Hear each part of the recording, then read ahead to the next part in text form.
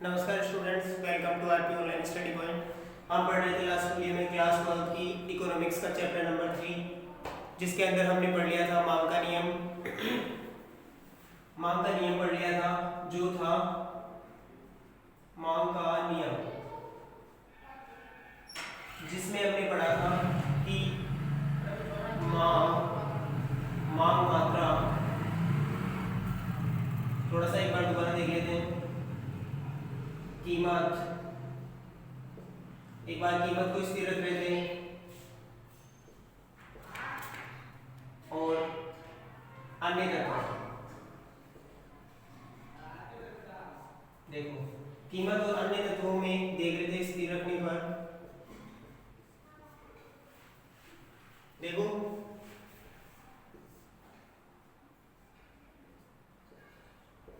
जब अन्य तत्व मांग का नियम कहता था, जब अन्य तत्व स्थिर रहे तो मांग मात्रा और कीमत में उल्टा अप्रत्यक्ष धनात्मक, उल्टा अप्रत्यक्ष और ऋणात्मक संबंध पाया जाता था।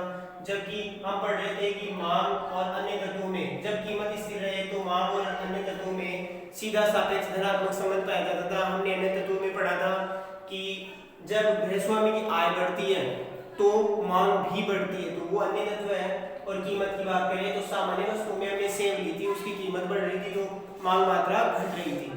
उसको देखते हुए देखो हम पढ़ेंगे आज नया टॉपिक, मांग में परिवर्तन।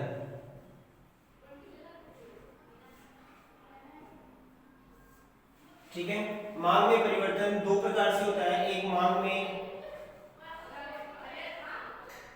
कमी। मांग में कमी कैसे होती है? देखो, एक होती है मांग में वृद्धि,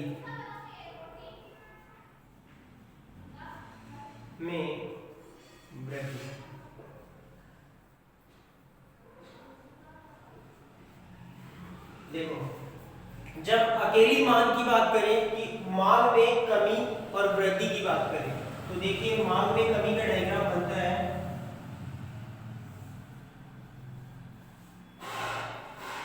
x, यहां होती है कीमत, यहां होती है मांग मात्रा, फिक्स है ये। ठीक है, इसमें देखिए, देखो जब कीमत स्थिर रहे, मांग में कमी की बात करें तो मांग मतलब मांग और अन्य तत्वों में संबंध होता है। अन्य तत्वों में संबंध होता है तो कीमत स्थिर रहती है।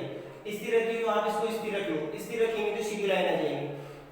तो देखिए क्या होगा, मांग में कमी कब होगी? जब अन्य तत्वों में बदलाव आए। ठीक है, ये मांग वक्र है।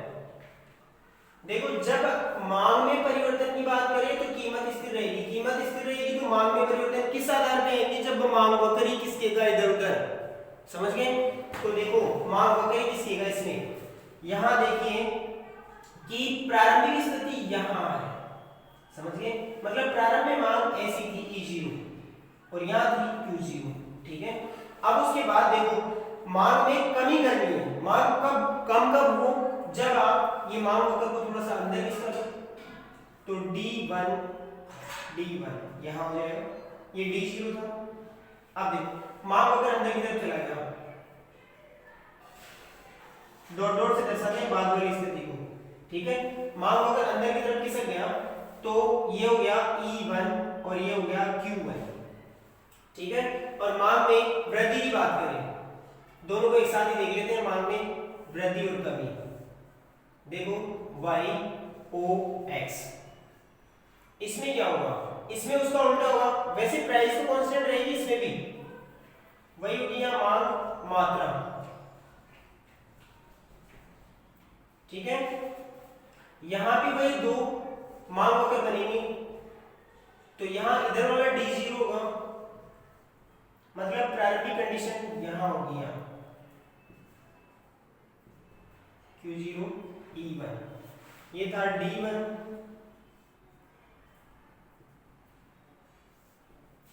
देखिए आपकी मांग वक्र समांतर जैसे दिखने चाहिए। मेरे पास यहाँ कोई स्केल नहीं है ना, तो मांग वक्र समांतर होना चाहिए। Q1 जब मांग में परिवर्तन की बात करें तो मांग में परिवर्तन, या क्वेश्चन आ सकता है मांग में परिवर्तन को समझाइए चित्र सहित, मांग में कमी और वृद्धि को समझाइए, ऐसा आ सकता है। जब मांग, अकेली मांग की बात आ जाए तो आपको कीमत को स्थिर रखना है, स्थिर रखेंगे तो मांग वक्र आगे पीछे खिसकेगा। तीसरी टाइप से भी क्वेश्चन आ सकता है, देखो वो क्या आ सकता है, ऐसा हो सकता है मांग वक्र में हस्तांतरण को समझाइए। वक्र में हस्तांतरण कब होगा, जब मांग में परिवर्तन आएगा, कीमत स्थिर रहेगी। तो यहां से हम समझ लेंगे कि देखिए ये क्या कहना चाहता है, मांग में कमी आ रही है, कब आ रही है, जब अन्य तत्वों को, कीमत स्थिर रहे, अन्य तत्वों में बदलाव आए तो मांग कम हो सकती है। जैसे गृह स्वामी की आय में कमी आ जाए तो मांग कम हो जाएगी, और इस चीज को कहते हैं कमी। ये कमी को दर्शा रहा है। कमी किस हिसाब से दर्शाई जाती है, जब मांग वक्र, देखो हमारा बायां हाथ ये है, दायां हाथ ये, जब मांग वक्र दाएं से बाईं ओर खिसके तो मांग वक्र कैसे जाएगा, मांग वक्र दाएं से बाएं खिसके, ठीक है। जब मांग वक्र दाएं से बाएं खिसके तो वो मांग की कमी या मांग वक्र का कमी के रूप में हस्तांतरण है। और जब मांग वक्र बाएं से दाएं खिसके, इसमें हो रहा है मांग वक्र दाएं से बाएं,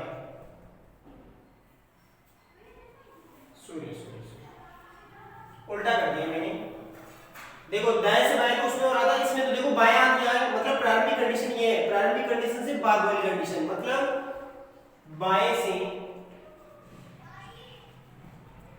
दाएं खिसक रहा है,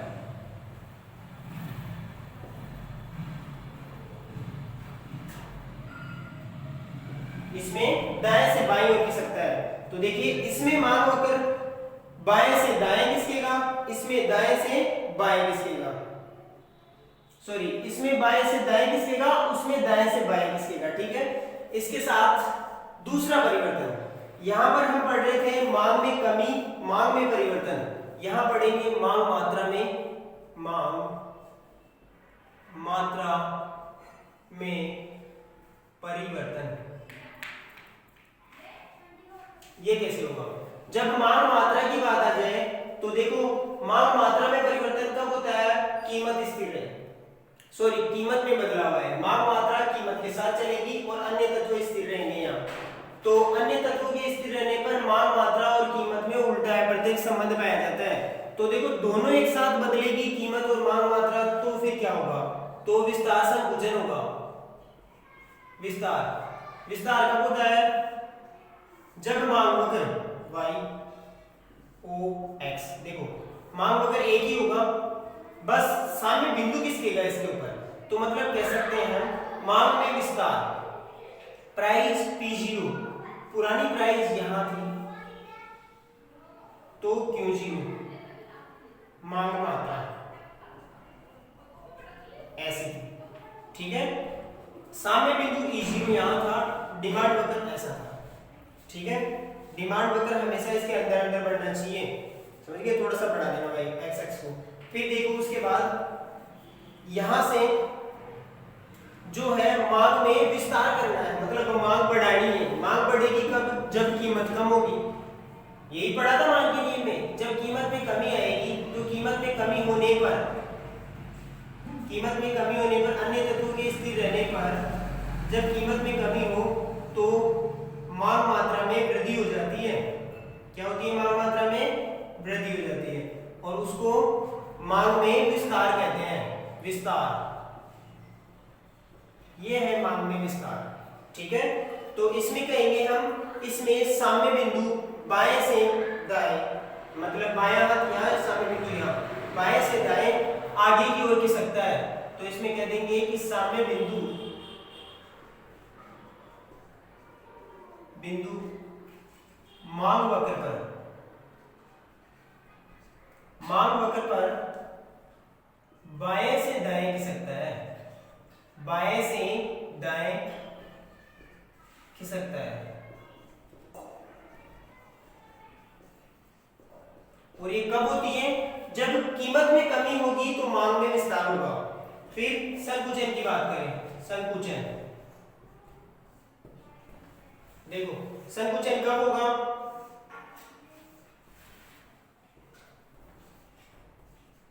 ठीक है, मांग वक्र वही है कि होगा डी, फिर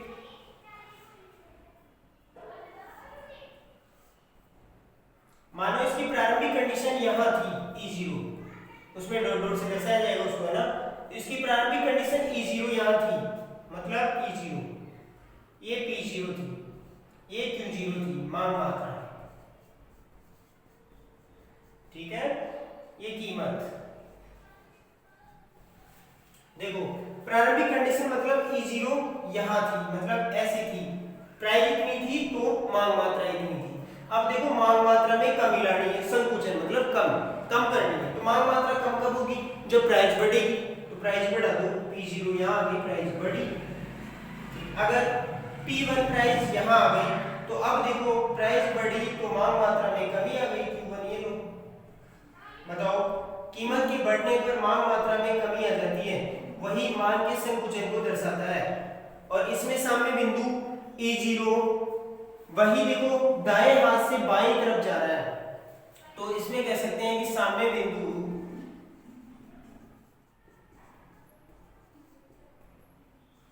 मांग वक्र पर दाएं से बाएं खिसकता है।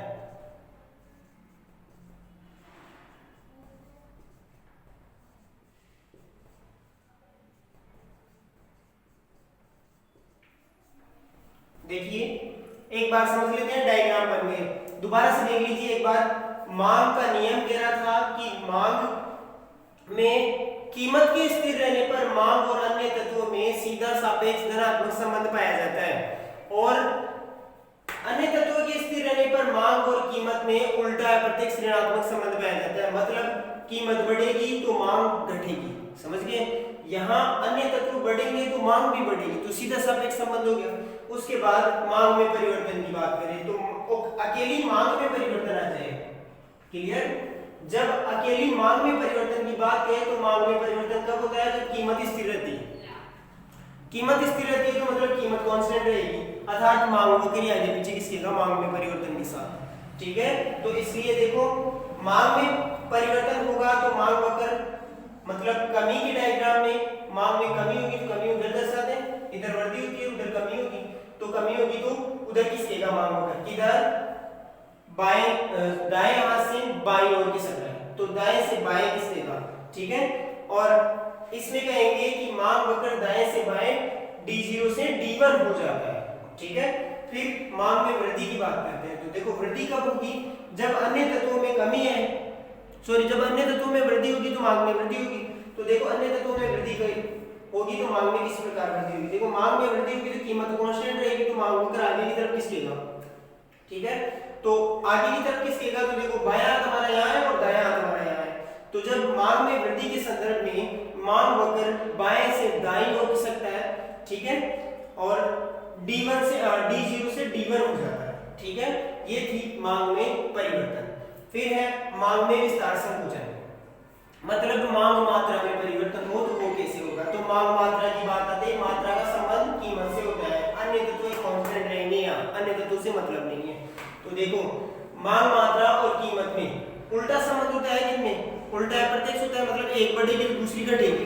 तो यहाँ देखो जब विस्तार की बात करें तो विस्तार कब होगा, कीमत में कमी आएगी तो ही मांग में विस्तार होगा, श्योर है। तो देखो कीमत में कमी होने पर मांग मात्रा बढ़ती है और उसे मांग का विस्तार कहते हैं। इसके अंतर्गत जो मांग वक्र जो साम्य बिंदु है E0 वो उसी मांग वक्र पर बाएं से दाईं ओर खिसकता है और वही मांग के विस्तार को दर्शाता है, ठीक है। फिर संकुचन की बात करें, संकुचन मतलब कमी। देखो मांग में कमी कब आती है, कमी जब आएगी जब प्राइस बढ़ेगी तो मांग में कमी आ जाएगी। तो देखो यहाँ से मांग की डायग्राम में देख लीजिए, संकुचन के में मांग में वृद्धि कीमत में वृद्धि की है तो मांग में कमी आ गई, ठीक है, इसे कहेंगे मांग का संकुचन। और ये कब होता है, इसके अंतर्गत मांग वक्र में साम्य बिंदु दाएं से बाएं ओर खिसक सकता है, उसी मांग वक्र पर दाएं से बाएं ऊपर की ओर खिसक सकता है। यही चीज थी। और ये देखो बीकॉम फर्स्ट ईयर में और 12th क्लास का एक इंपॉर्टेंट टॉपिक है, बार बार क्वेश्चन पूछ लिया जाता है। दोनों में डिफरेंस क्या है, बच्चे यही कंफ्यूज हो जाते हैं कि मांग में परिवर्तन और मांग मात्रा में परिवर्तन, दोनों इसकी जगह वो और इसकी जगह ये। तो आप यहाँ मांग वक्र से ध्यान रखना, इससे मांग के नियम से, मांग के नियम को देखोगे तो वहां पर लिखा हुआ है मांग में परिवर्तन। मांग में कब होता है, जब कीमत स्थिर रहती है। कीमत स्थिर रहती है तो मांग और अन्य तत्वों में संबंध सीधा सापेक्ष पाया जाता है। तो कीमत स्थिर रहेगी तो मांग होकर आगे पीछे इसकेगा। और जब मांग मात्रा में परिवर्तन की बात आ जाए तो मांग मात्रा का संबंध कीमत से होता है। तो अन्य तत्व तो स्थिर रहेंगे यहाँ पे, तो फिर क्या होगा, एक ही मांग वक्र पर ऊपर नीचे खिसकते रहेंगे समय बिंदु। ठीक है, थैंक यू।